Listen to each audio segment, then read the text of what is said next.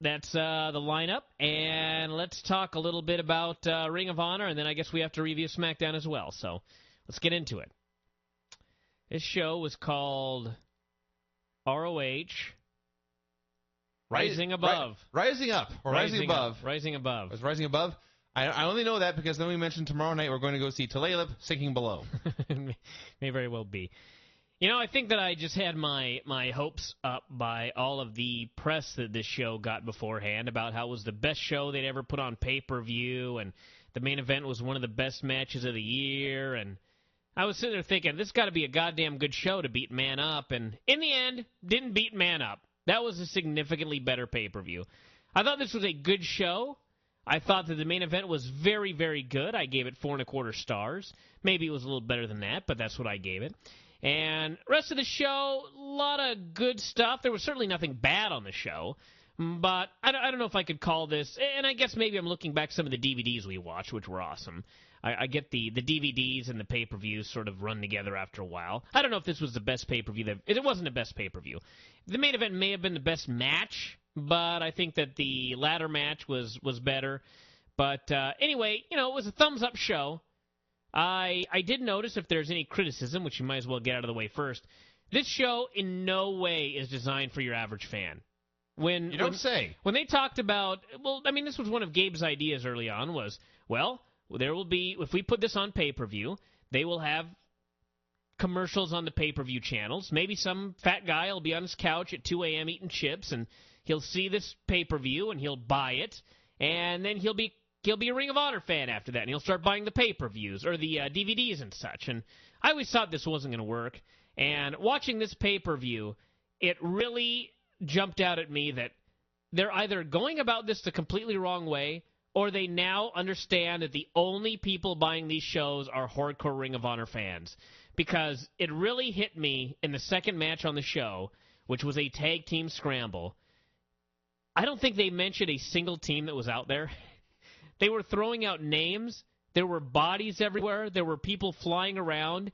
And our buddy Craig is over, who's he's a pretty hardcore wrestling fan. He doesn't get Ring of Honor DVDs or anything like that, but he knows some of these guys. And I have no idea who is in this, I believe he said. Those were his exact words. I have no idea who is in this. He had no idea what was going on. And then in the third match, we had Lacey, Daisy Hayes, and Sarah Del Rey, 3 women. When the match started, they put up a graphic. It said, Lacey versus Daisy Hayes versus Sarah Del Rey. That was it. From that point forward, if you didn't know anything about Ring of Honor, good luck having any clue who any of these people were. Yeah. They did a very poor job on this show. I always try and watch these shows. Like, I am that fat guy on the couch eating Cheetos, and I just bought this for the first time. And you know, it was a fun show, but I would have had no idea in the world what was going on. It was a fun show, but it's the fun show where you tell a buddy about it and you say, I saw this great wrestling show Saturday night. And they'd say, really, what happened? And you'd say, I don't know. A lot of guys did moves. I don't remember. There was a bunch of stuff. Yeah. And I should also note, in a defining moment, really, during the Briscoes match, it was right after the first fall ended of a best-of-3 falls match, Craig all of a sudden stood up, and he said, well, I'm out of here. He'd seen enough. He went home. He did not care about the show anymore. He stood up, he left the room, he went home. That was it. He really barely said goodbye. Yeah. It was a very un-Craig moment. He decided, and he laid down the law, basically. Yeah. He wasn't a dick about it, but he just said, seen enough. And he got up, and he walked over, he put on his coat, put on his shoes, and said, I'll see you guys later. And he was gone. Gone. Finished. And never returned. This is not a joke. This is not a rib. He had decided there was enough Ring of Honor for one night for him. Yep, he went home. He made his 1-hour drive back to his home in Puyallup. So there you go. That's the story of that. But with that said, you know, all the matches were I think the lowest rated match that I gave anything was I think I gave the girls 2 stars, but I think that only went like 4 minutes, and it was a fun 2 stars. I'll give them that. Yeah. But everything else was better, and the main event was really great. So, I mean, you can't have a bad Ring of Honor pay-per-view. Yeah. If you're a Ring of Honor fan, well, I don't think the average fan can sit through this. But you know, that's Ring of Honor. They certainly can't more than once. And I'm a big wrestling fan, and I was watching this thinking I need a break. I need a break. And it's not so much the matches themselves were rushed, but there was so little downtime in between matches that I felt exhausted all the way through. Yeah, it was like one of those old TNA shows, except those were horrible. Yeah, those after 3 hours, you were like, I don't ever want to watch TNA again. Yeah, but before, when the tag match happened, you hit pause or something, and the time came up on the screen. And well, I did that because I wanted to see how long we'd watch. And Craig said, we have only watched an hour and 15 minutes. It felt like 3. And we felt like I watched 3 hours of stuff already. And it's just, they need to chop down a match or two, give us some breathing time in between matches, maybe an extended promo or something. They kept going to backstage skits, but the backstage skits were done so fast that most of us had no idea what was going on. There was often literally a split screen with 2 or even 4 things going on all at once. And nothing led to anything. I guess at the end it led to a brawl. It led to a big fight at the end. Woohoo! We would have figured out at the end, hey, all these dudes are fighting. Yeah. So, yeah, there's a lot to work on. My big thing is the pacing. It's just, as a show, it's like a match. You wanted to go, bring them up here and then bring them down here. You want to have high points and you want to have low points so people can catch the breath. And this whole show was like 2 hours of just trying to sustain a high point, and it failed. Yeah, it's just too much stuff. But the Ring of Honor fans, this is what they want, so this is what they get, and that's the it's the problem. Maybe it's not a problem, but it's the reality of Ring of Honor. It is different, and because it is different, it is something that the Ring of Honor fans are going to love, and your average fan, it just isn't going to get it, and that's just how it's always going to be.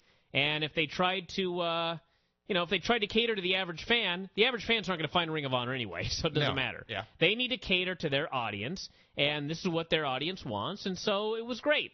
But as far as the old theory of picking up an average WWE fan or something like that and converting them, not happening. No, the average WWE fan likes WWE. Yeah. You're providing an alternative to that, and even the average TNA fan just likes TNA. Somehow. I don't know how that can be, but it's true. They draw their 1.1 every week. Seemingly impossible, but that's their thing, and they don't like WWE. No. They just like TNA. And there's a certain amount of fans out there who don't like WWE, and most fans don't like TNA, but they like Ring of Honor, and that's fine. Sure. As long as they're getting enough of those guys to make money, everyone's happy. Then it opened up with let's just start with the match. Delirious and Brent Albright, they had a good opener. This was a normal wrestling match. It was one guy ran wild, the other guy got the heat, the other guy made a comeback and won. Thumbs up. That is in fact a rarity in Ring of Honor. It's all true. This was a perfect match. This was a match I would have in Ring of Honor. It was a very simple match, and I mean that in a very good way. Yes. There was a beginning, a heat segment, and a comeback. A beginning, a middle, and an end. Brilliant. Brent Albright has shaved his beard. He is growing out his hair. He now looks like Jim Belushi's long-lost badass brother. Yeah. Not a look I would choose, but I guess it's working for him. I do have to say, before this started, they had Kevin Steen and Generico doing a promo backstage, and they were interrupted by an Adam Pearce promo. That's a bad idea, number one. Number two, Adam Pearce tried to make up for his complete lack of charisma by just increasing his volume. And as Craig noted, boy, he's loud. Yeah. That was the reaction this promo gave Craig. He's loud. So, yes, Adam Pearce promo, thumbs down. All of that build. Remember those pay-per-views where we had to sit through Adam Pearce promos? Yeah. And people were busy telling us how great they were, and I didn't get it. Yeah. And what did it lead to? The Hangman 3. A scramble match.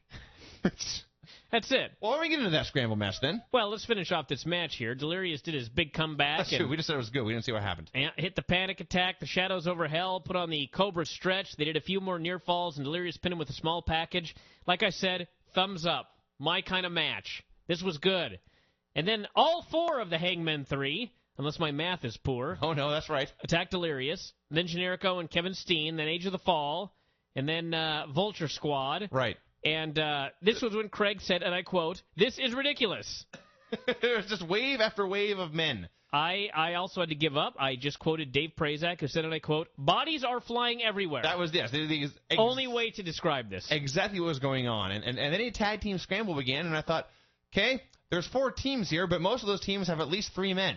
Yeah. So I didn't even try to keep track of who was involved. I wrote down tag team scramble, and I just sat back and watched. Yeah, I wrote the same thing, tag team scramble. I have no idea who is in this. I could. Or maybe that was you that said that. I could not list. We both probably did, actually. I could not list 8 men. I could tell you men I saw involved. Jack Evans was in this. Ruckus was in this. I don't think Jigsaw was in this, although I saw him doing stuff. I believe we determined it was Steen and Generico against Black and Jacobs, against Evans and Ruckus, against Whitmer and Pierce. I could be wrong. That all makes sense. But because Albright wrestled the opener, so he wouldn't be in this one too. It was just men doing moves. Yeah, but for a bunch of guys doing moves, goddamn, this was fun. Yes, don't misunderstand me. I didn't understand this, but I enjoyed it. Yes. This is a perfect example of, boy, I saw something fun. Really? What happened? Couldn't tell you. It was just cool stuff after cool stuff after cool stuff. The one thing I do remember, there was an awesome spot where Jack Evans hit his running handspring elbow, and then as soon as he hit the elbow, Generico immediately kicked him in the face with his corner boot. That was a great spot. There were a ton of other great spots, and then eventually, who won this thing? Steen hit Black with a package pile driver, and Generico hit the brainbuster for the pin. I didn't write down who won. I do have to say that the wrong man lost this match. Tyler Black is great. Yeah. And he was beaten. Yes. They were teasing that the Hangman 3 were going to win this, and that being Whitmer and Pierce, the weaker two of the Hangman 3, and all I could think was, good Lord, those are the worst of the 8 guys in the ring. Those are guys 7 and 8. You can argue about their order in that position, but my God. And then, so the right guys didn't win, but yeah, I could have picked someone better than Tyler Black to do the job. He's fine. B.J. Whitmer's cut off all his hair and put on noticeable weight, and doesn't even look like the same person. And now he's actually even more generic. You totally don't even notice him in there. No. It's just like there's a large man with short hair. He used to be the tall, skinny guy with a ponytail. Yeah. Now he's just another big wrestler. Then we had Lacey, Daisy Hayes, and Sarah Del Rey. This was a fine little match. Sarah Del Rey is a great, strong bully. Yes. Daisy Hayes improves pretty much every time she's in the ring. And Lacey was there. Actually didn't remember much about her. She didn't screw anything up. Tammy Sitch was at ringside watching this whole deal. And Hayes ended up pinning Lacey after Del Rey got bumped to the outside. And I guess they're doing a winning streak with Daisy Hayes. She's now 2-0 on pay-per-view. And like I said, Fun Walt lasted about 4 minutes, 2 stars. There you go. Personal note to Dave Prazak. You seem like a cool guy. I'm a fan of yours as an announcer. I don't even know what you're going to say, and I have no idea why this bothers you. Please stop calling her the Hayes. Why does that bother you? I don't know, but it does. It's stupid. You don't call Sarah Del Rey the Del Rey. You don't call Lacey the C. Stop calling her the Hayes. Her name is Daisy Hayes. Call her Daisy or call her Hayes. The Hayes sounds stupid. Wow. Well, they could call her the Death Ray. That'd be a nickname at least. Sarah Del Rey, the Death Ray. So you're telling me her name is Daisy the Hayes Hayes? Yeah! That sucks. I don't know. I just don't know why this bothers you so much. There's so much in this world to bother a man. And I have no idea why that's on your list. I don't disagree with that point. It shouldn't bother me as much as it does. But it does. So please, knock it off. Eric Stephens and Davey Richards. I've never seen a man hit another man harder in a fake match than Davey Richards here. He beat the shit out of this man. They did a bunch of moves, and they hit each other as hard as humanly possible. And finally, Davey hit him with a drop kick to the back and put him in a Kimura for the submission. The whole deal was Eric Stephens had been distracted by Daniel Puter, or more likely his girlfriend. And, so he got distracted. Davey beat him. Then he left, and Eric grabbed the mic and challenged Puter to a fight. I actually wanted to see Puter versus Davey Richards. Yes. In case Davey kicked him in the face as hard as he could at one point. And what would Daniel Puter do then? We'd get a shoot there in the middle of the ring. But then we had the big challenge, and it ended when Larry Sweeney came out and told Puter to go to the back with him, and they talked money. And then he started ranting and raving about Claudio, who he pronounced Castagnoli, which I thought was how it was pronounced. Yeah, this was supposed to be funny. Yeah. That's just his name. Yeah, what's everyone making fun of him for? That's how you pronounce it. Claudio Castagnoli. So, anyway, then Claudio came out and chased him, which was hilarious. That was awesome. Sweeney running around ringside. Nothing better. We must stop here. And this is not news. This is not breaking news, but it bears repeating. If there is one guy who is not in WWE that deserves to be, it is Larry Sweeney. Actually, I say that at every pay-per-view. Yes. But when this match is over, I determined that every single person involved with this entire segment should be in WWE. All the way down to Bobby Dempsey. They all need to be in WWE right now. Larry Sweeney, Chris Hero in his gear, Claudio Castagnoli, the Dick, and Bobby Dempsey. Dick needs to go back to WWE. All of them yes. in WWE right now. Okay. This was the most entertaining thing on the entire show by a significant margin. Okay, I must stop you here to make a point. Earlier I mentioned I had a problem with the pacing of the show. Let's review what happened. They did the women's match. It ended. They immediately cut to a split screen showing the No Remorse Corps in an earlier incident breaking Eric Stevens' arm or hurting his arm earlier while he stood in the ring. And then as that split screen was going on, the match began on the other screen, and they cut right to that. So we have now gone from match to angle to match without a break. That match was Stevens and Richards, which was fine, although Stevens looked like a goofy babyface when he got distracted by the Star making his entrance and whining about him stealing the show. But then the match happened. That was fine. Then Stevens calls out Pewter. Then Sweeney comes out and deals with Pewter. Then Claudio comes out, and then the match begins. We have gone match, angle, match without a break at all. Oh, yeah. It's hard to watch as a fan. This is what happens when you learn from Paul Heyman. This was what Heyman used to do on all of his ECW shows, and it fucking drove me crazy. It drove me crazy. And but people loved it. This was good booking, they said. And I was always like, no, it's just a very complicated series of things that happened, and I can't remember a goddamn thing that occurred here. If this happened like once a year, maybe it'd be different, but it's like this on every show. Sure.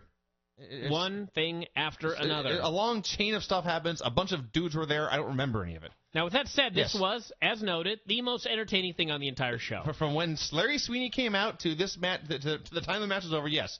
I believe it's 5 men. All 5 of them were awesome.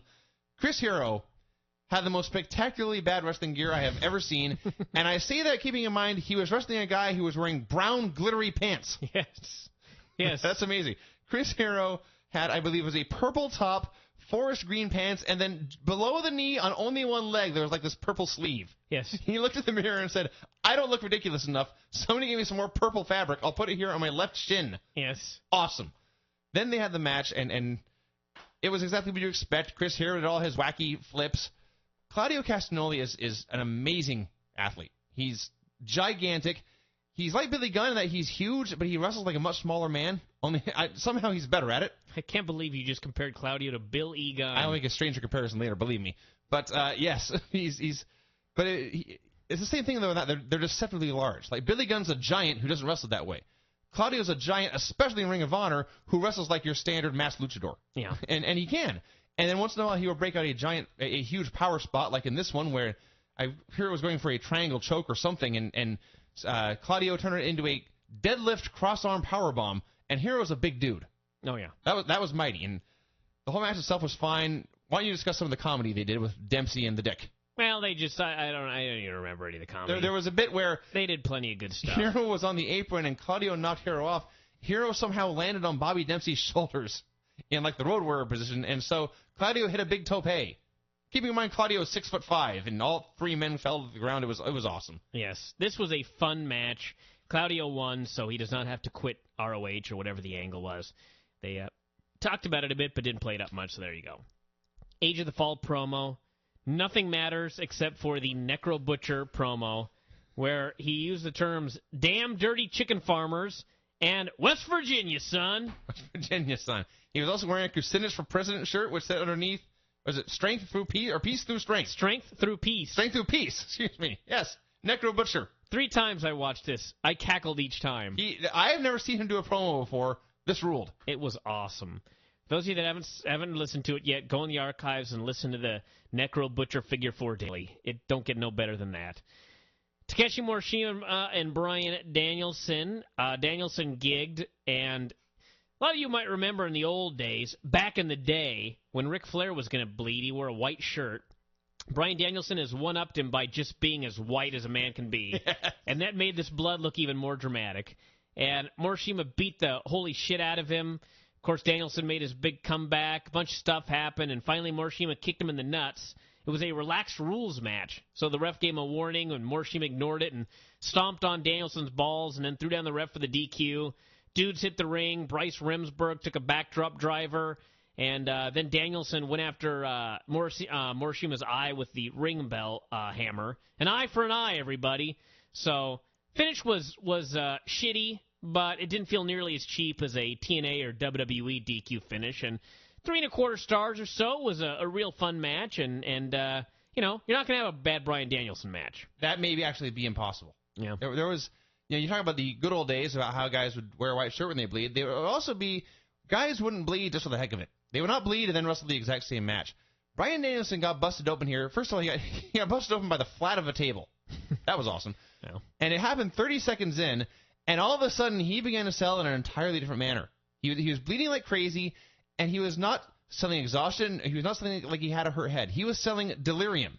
He was selling like he had no idea where he was. He was dizzy. He was out of it.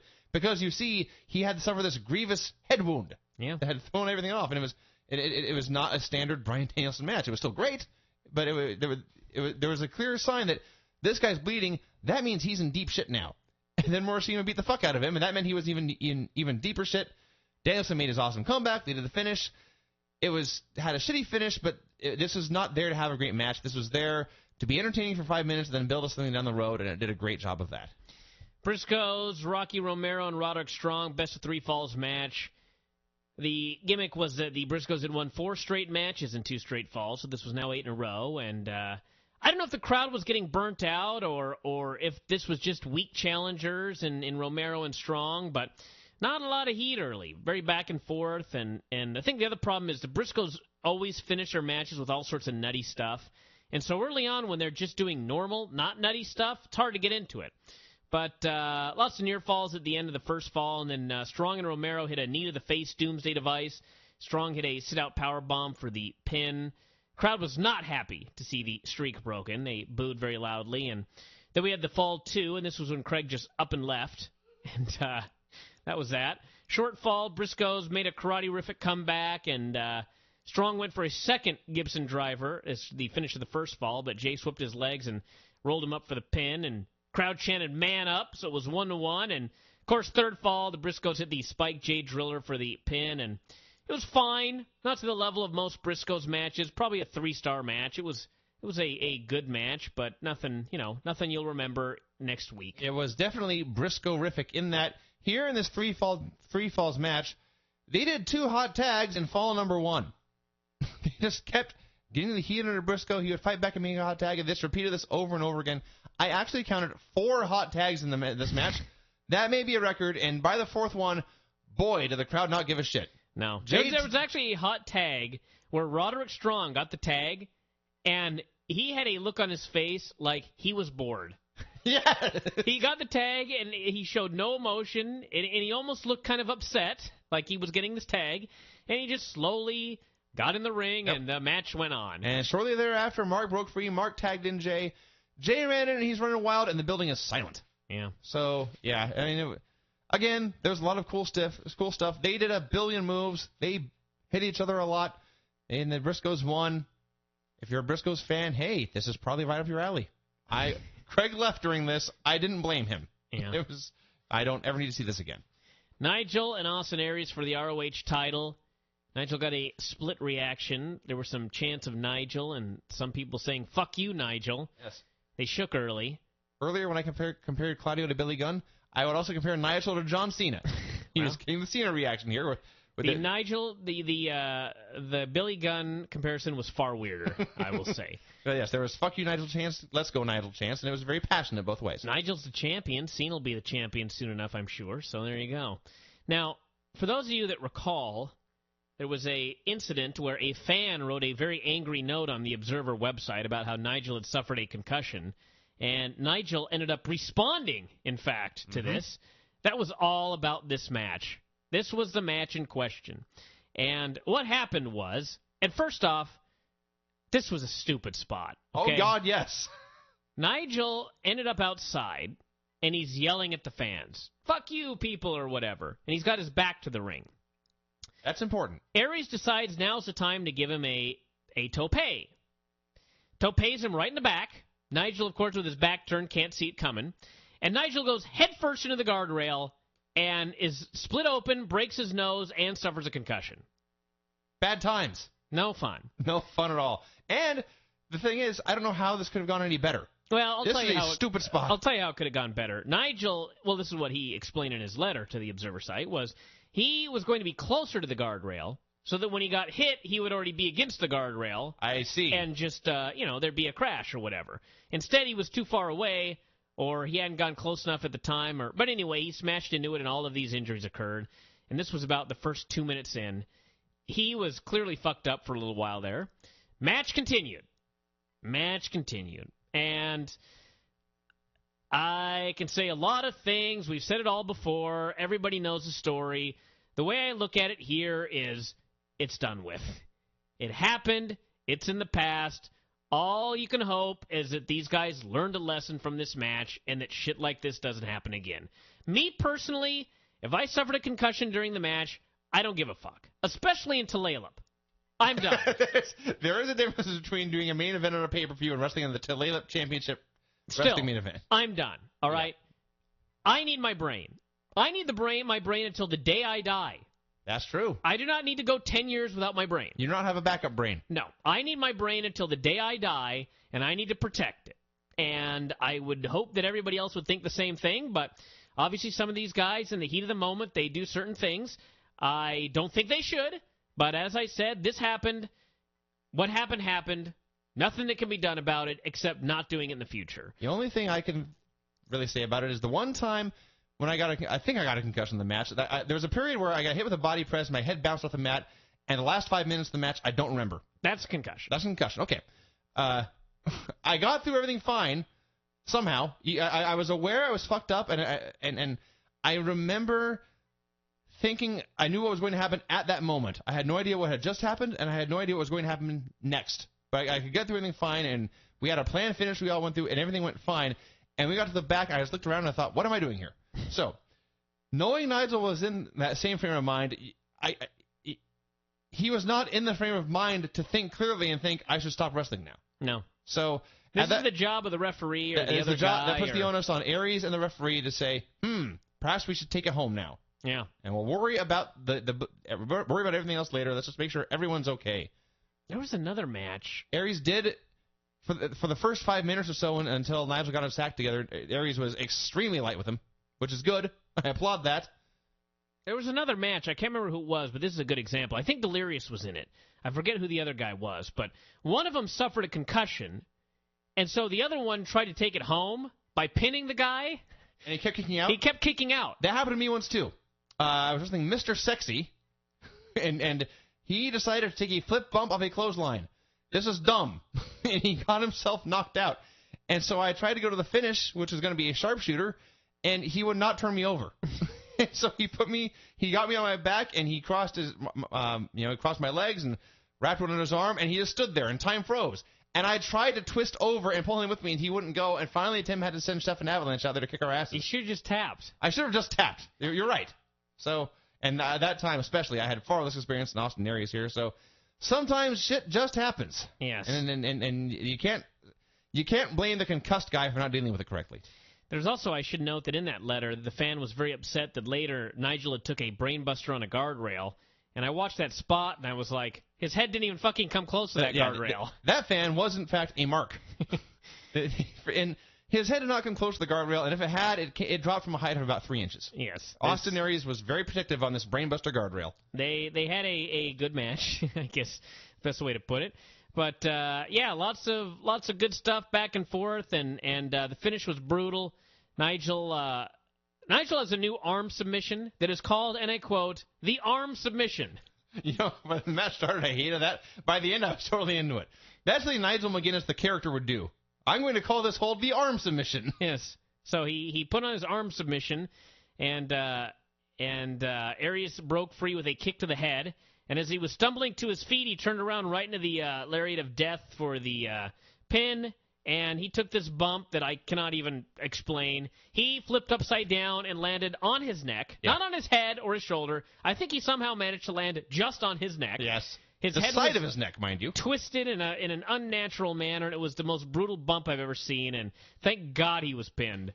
This is not a move you kick out of. Every now and then I watch a ROH match, and I just think, you know, even if it weren't the finish, if I took that bump, I'd lay stay there. down. I would lay there. Fuck this. It ain't going to be any better than that, so just fucking lay there. But luckily this was the finish, so I give it 4 1/4 stars. Some people said best match ever, best match of the year, best match on ROH pay-per-views. I don't know. I thought it was really good. The last 5 minutes in particular was awesome. They did a bunch of near falls. That's where the brainbuster on the guardrail happened, and they both spent the entire match going for the brainbuster and the jawbreaker lariat.